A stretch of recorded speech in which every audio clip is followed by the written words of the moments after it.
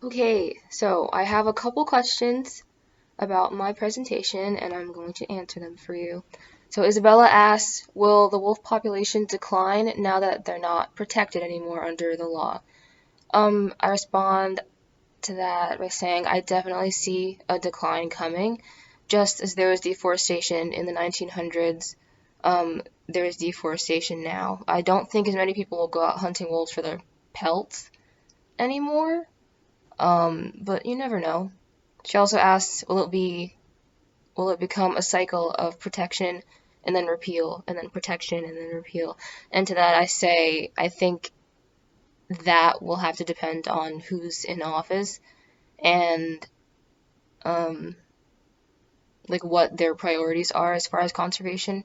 Because if conservation, especially for wolves, isn't high on their priority list, I don't see why they would give their time and energy to something that they don't particularly care about.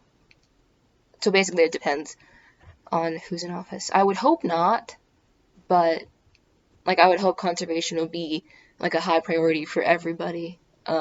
But that's not always the case.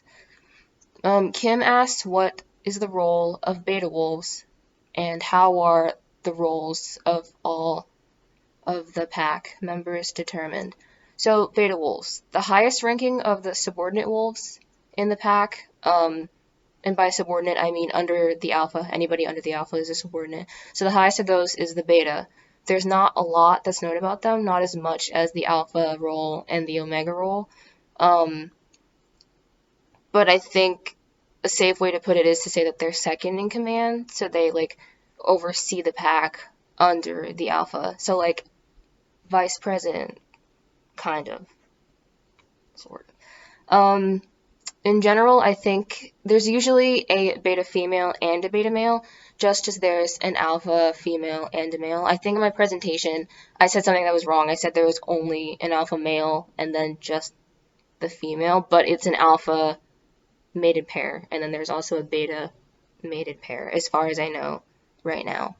Um, so how are the roles determined? In general, the parent mated pair of the family group would be the alpha, and normally wolf packs are made out of the offspring of that one alpha mated pair.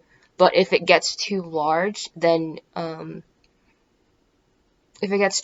level of dominance a wolf has can be determined by like physical prowess, so like ability to fight and things like that. Um, Connor says that he likes wolves. Wolves are my favorite animal, so I'm glad that you enjoyed the presentation. He asked, will they wander into urban areas if their population continues to grow? To that I say that this can be determined in a number of ways because there are a number of different factors like habitat loss due to deforestation and also availability of food.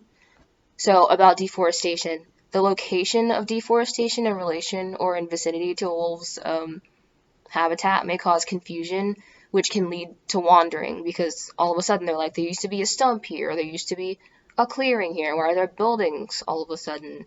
So they're wandering, and then there's people. Um, so food availability, excuse me. So wolves hunt deer among other things, but I would say that deer take up a large part of the wolf's diet. Um, So with human infrastructure comes roads, and with roads comes roadkill. And oftentimes deer make up a large population of roadkill. Um, so if a large part of the wolf's diet is being killed off by cars, they'd have to find another means of sustenance, which may lead to wandering into human territories looking for food. So probably, yes, Connor. That's my answer. Lastly, Dr. Hayes asked, how do we go about changing people's opinions of wolves so that we stop seeing them as a threat? So pretty much any class I take that has to do with animals, I say this exact thing. But education goes a long way. That and seeing animals in person, which is why organizations like zoos can be really useful when it comes to conservation. I wouldn't say that wolves are super uncommon, but it's more likely that the closest animal you've seen to a wolf in the wild is like a coyote which is similar, like not exactly the same thing. But being able to see a wolf in person, like in a zoo, has potential to create a personal connection with the animal, and that might result in a personal investment in the well-being of the species. So, education and zoos are important. AZA accredited zoos are important. So, thank you guys for your questions. Thank you for your time.